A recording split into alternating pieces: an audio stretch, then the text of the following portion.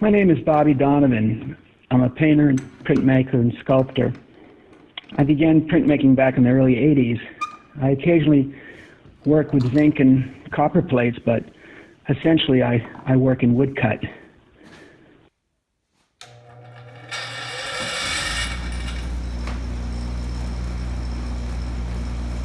I like woodcuts because they're tactile. I like the physicality of the wood.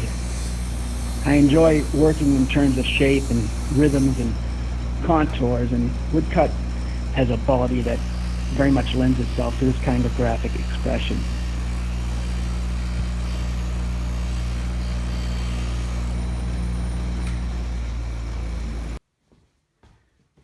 I typically start a woodcut from a sketch.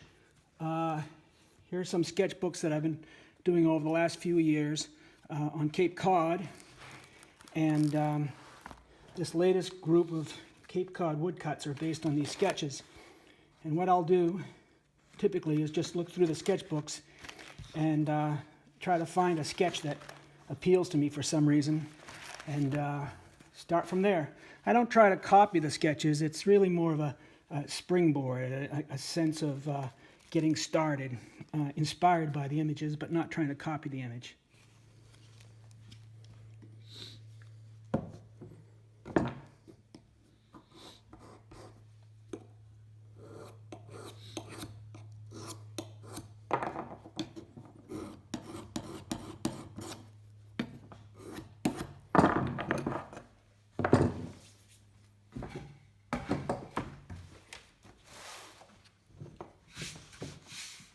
I don't do any sketches. I just kind of jump right in and work as quickly as possible because I want the expression to be very expressionistic. I don't want to fuss too much. I want to get the general sense of what I'm doing, but not turn into an illustrator per se.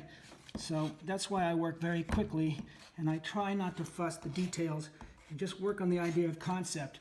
The most important thing for me is that these woodcuts be expressionistic.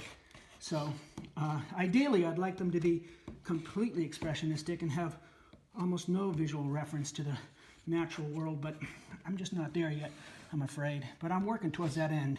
So that's one of the reasons why I try to work very quickly and get in, like I said, inspired by the idea, but not necessarily trying to illustrate the sketch.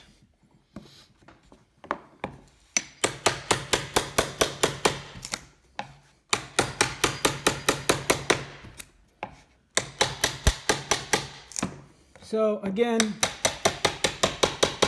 trying to work very loosely, very quickly, and really enjoy the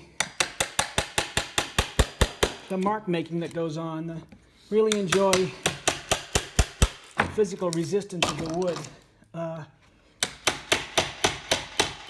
Kind of watch what's happening as you cut it. And keep in mind maybe some happy accidents that might show up, maybe try to hang on to.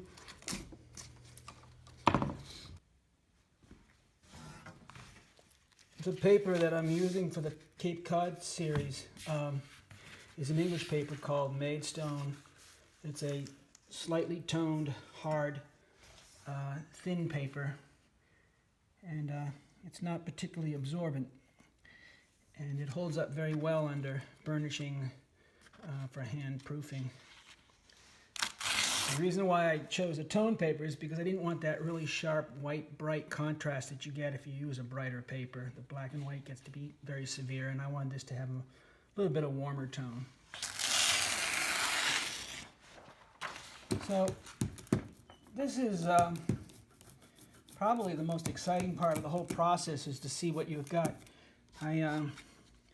I could work on a tone block, and that would have given me an idea as I was cutting it what the image was.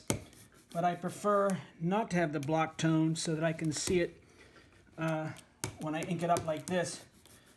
I'm afraid that if it was toned, I would be tempted to try to manipulate the process a little bit. And this way, by not having it toned, I'm working a little more blindly. And when it comes time to ink it up, then I see what I have. And like I said, it's kind of exciting part of the process the first time you do it.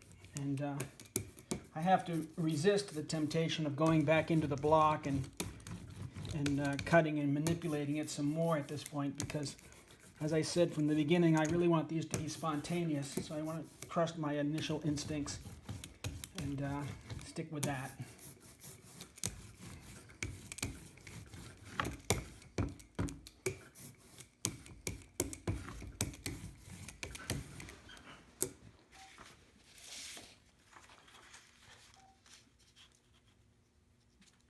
The registration that I use for a single block print is very simple. On a multiple block color print, it's much more important to have a good registration system, but for a single block like this, all you're really doing is centering the print on the page, so a very simple pinning down to the board will suffice.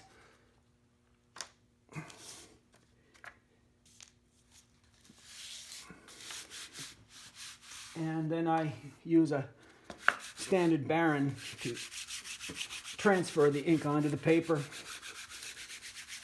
One of the nice things about using a thin paper like this is that you can feel for the imperfections that might, little splinters or anything that may come through and cause you some problems. So I check for those as I print.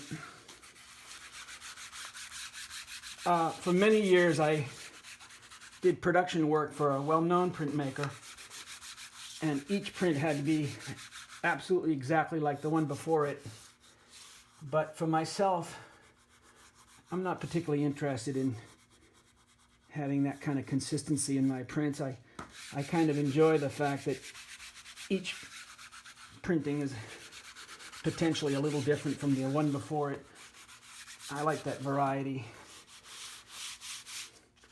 Because this is a first printing on this block, I often have to go back in and do a little inking to correct something that hasn't quite taken, because the block isn't used to the ink yet. But this one seems to be pretty good. Maybe in there a bit.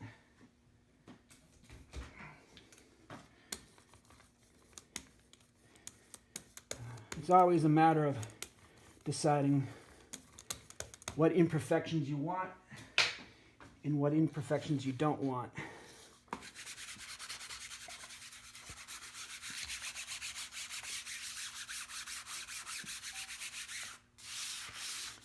I can also use my hand to press a little further down into the relief to get some shallow cutting.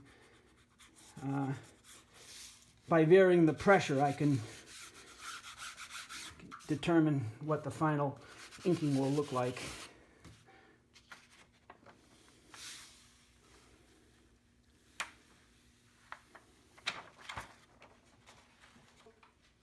For these, I'm doing very, very small additions, maybe five of each image. I may go back in and rework the block a bit and do another addition, a variation. But I'm just keeping them very, very small additions. I'd rather do lots and lots of images and very small additions than one or two big additions of one or two images. So this is the final print. I did go back and cut into it some more. I removed some of the foreground boat form. I felt that the composition needed it, and the original marks were made by dragging the backside of a chisel across the wood instead of using the cutting edge, which is a technique that I like, but in this particular case it had created these kind of non-committal scratches that weren't particularly successful, so I cut them out. Throughout all these woodcuts of Cape Cod, there's a tremendous amount of invention and interpretation. The experience of standing by the shoreline sketching and then bringing those sketches back to the studio and cutting woodcuts from them really lends itself to all kinds of subjective reinvention and interpretation. And that's what I want. That's what I'm looking for. But hopefully they nonetheless retain, through shapes and rhythms and tensions, they retain some essence of the original experience. Hopefully they communicate something that's familiar and universal. And that's what I'm striving for in these woodcuts, is to embrace subjectivity and interpretation, but at the same time to allow for whatever it is that we recognize as being truthful to remain, to try to capture something that gives due diligence to the beauty that's in the world.